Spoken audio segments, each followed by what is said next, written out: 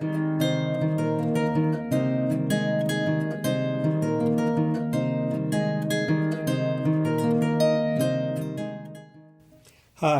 I'm Hal Aronson, co-founder of We Care Solar. This is part one of a four-part series on how to use, install, and maintain the We Care Solar Suitcase. In this video, you will learn the parts of the solar suitcase and how to set up the solar suitcase to charge the system using sunlight. You will also learn how to use the lights and how to charge cell phones and AAA batteries. The We Care Solar Suitcase is protected by a waterproof case. To open the case, turn the locks to the vertical position and then pull the two latches towards yourself.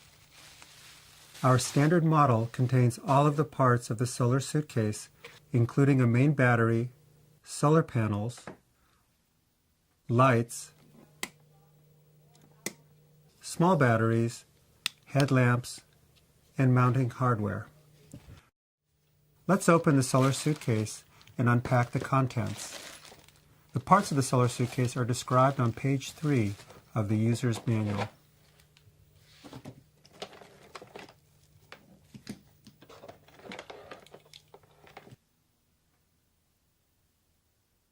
In the solar suitcase, you will find the solar panels, which are held in the lid. The body of the solar suitcase consists of the main control board. You will notice that the main control board holds the switches, receptacles, battery, and charge controller. The battery is held into the main control board by a strap. The solar suitcase comes with the lights plugged in. In addition to the lights, there is a home run cable.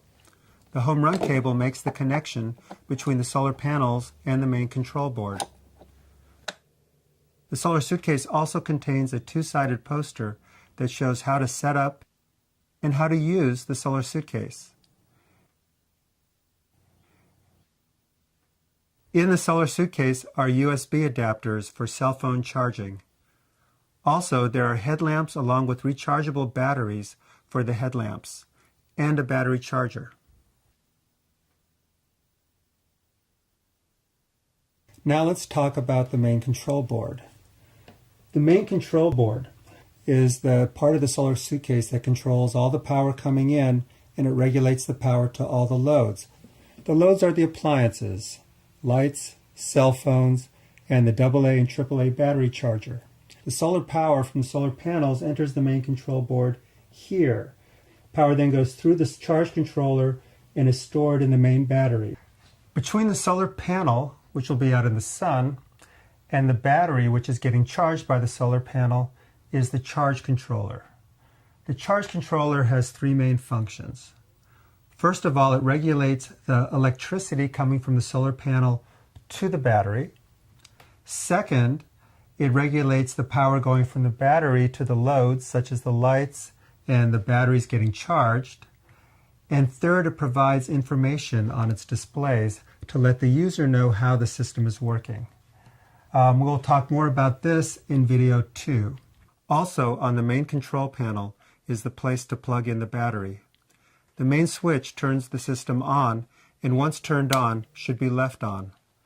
There are two receptacles for the lights with a switch under each lamp cable. The switches also serve as protective circuit breakers. You will use these switches to turn the lights on and off. The red switch controls the appliance connectors, which are the same as a car's cigarette lighter receptacle, which are used to charge the AA and AAA batteries, cell phones, and other loads during the daytime.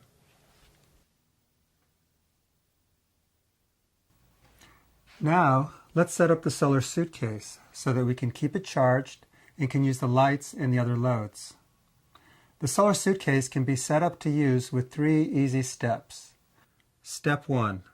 Set up the solar panel and connect it to the main control board. First, let's remove the solar panels from the lid. To remove the solar panels, pull the elastic and tilt the lid to remove the panel. Handle the panel gently, taking care not to scratch the surface. Second, let's connect the home run cable to the connectors on the solar panel. Attach the other end of the home run cable to the main control board. Place the solar panels in the sun, avoid shade, and try to place in a location that will receive direct sunlight for at least 5 hours. Step 2.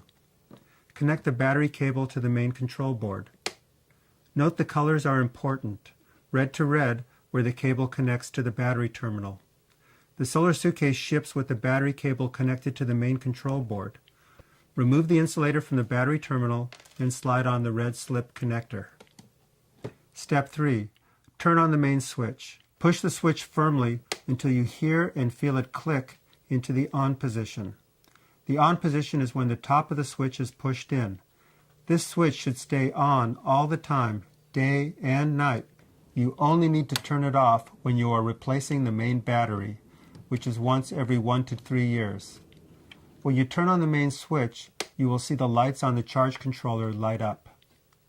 The lights have their own switches. The reason for this is so that you can conserve power. Only use as much light as is necessary so that it will be available when there is a medical need. To switch on the light, push the switch until it clicks into the on position. If you want to be able to fully close the solar suitcase, you will need to reroute the cables that bring the power in from the sun and that go to the lights. You can see now with the way it is currently set up that you cannot fully close the case because you would pinch these cables. But at the top of the solar suitcase, there's a plug that you can remove to get access to the hole. I'm going to show you how to do it in a couple of very easy steps. First, disconnect the home run cable. Second, remove the light cable. So you unscrew the threads and pull them out. Then take the then remove the black plug. Comes out quite easily. Put the home run cable in through the top. It's connected. And then take the 2 light cables and put them also in through the hole. And reattach them in the receptacles. You push them in and you screw them down. And now you're good to go. Watch. This will now protect your system from dust and dirt and let you secure it. To charge a cell phone using the solar suitcase, you will either have a car charger for your cell phone or you can use the USB adapter with the multi-plug unit. To use the USB adapter, insert it all the way into the appliance connector and then go ahead and put the multi-plug unit into the adapter. Then choose the right connector for your cell phone. Note, only one cell phone should be charged through a USB adapter at a time. Turn on the red power switch. If you want to charge a second cell phone, you will need to use a second USB adapter. Keep this in mind. When you are not using this port for charging cell phones, it is okay to leave the USB adapter in the appliance connector. But you should turn the red switch off so that you are not wasting power. The red switch turns on and off all 3 ports that are on the lower portion of the main control board. This is how you can charge your AAA and AA rechargeable batteries. First, take the battery charger unit and flip the battery size adjuster in the charger so that it fits the battery size you are charging. The AAA batteries are shorter, so you need to flip the spacer down. If you are charging AA batteries, flip the spacer back up. Note that the batteries have a plus side and a minus side. Be sure that these correspond to the plus and minus markings in the battery charger. Remember to only use rechargeable nickel metal hydride batteries. Plug the charger into the solar suitcase and turn on the red power switch. You can tell when the batteries are full because the outline of the battery on the battery charger will be filled in. Let's review what we've covered in this first video. We covered the parts of the solar suitcase and how to set it up. Please remember to handle the parts gently, and remember to turn off the lights and the red appliance switch when you are not using them in order to conserve power. All of the topics in this video are in the user's manual on pages 7, 8, and 9.